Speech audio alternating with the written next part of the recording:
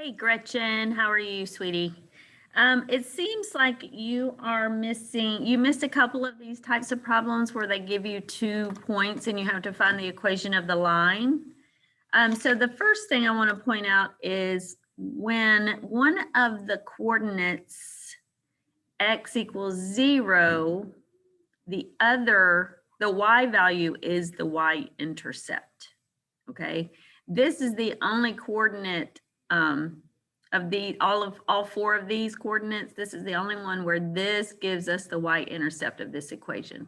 So in this one, we already know half of the equation. Half of the equation is -13, right? So when we have the form y equals mx plus b, the letter b is the y-intercept. So when x is 0, the y value is the y-intercept, okay? So always look for that.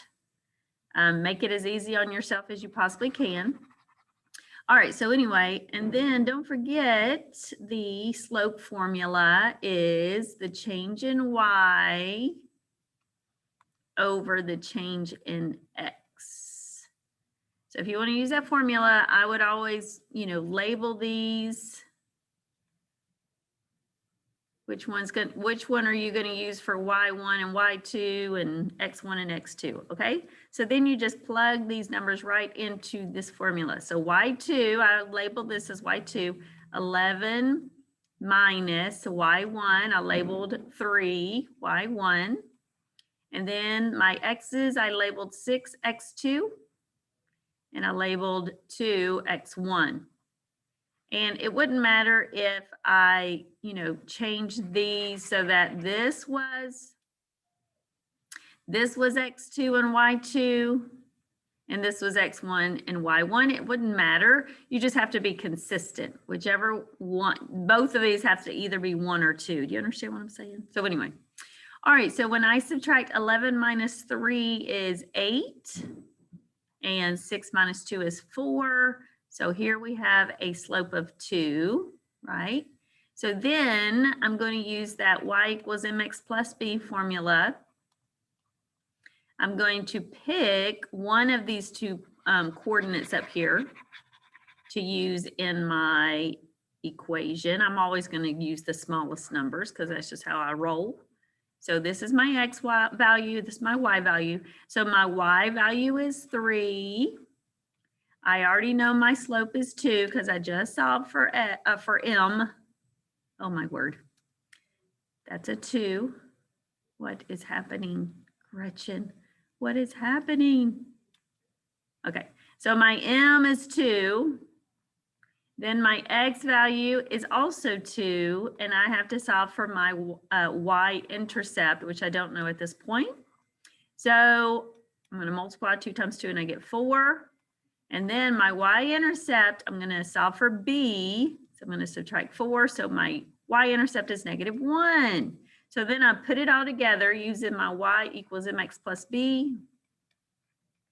So I just need my m and my b, and now I have both of them. So my m is 2, and my b is -1. So that's my equation. Okie dokie. All right, and then let's do the other one. Like I said, we already have our b, so we already know half of our equation. All we need now is the slope, the m part, right? So we'll do x1, y1, x2, y2. So I'm going to do my we're going to do our change in y over change in x. So we're going to do 16 minus, now a lot of people, when one of the numbers is negative, they drop that negative sign, but you can't do that. Make sure you have always a minus sign, and then you write this full number. The full number is -13. And then we're doing -1 minus 0. So I do bam, bam, because I have minus a negative. So 16 plus 13 is 29 over -1 minus 0 is -1. So a positive divided by a negative is a negative.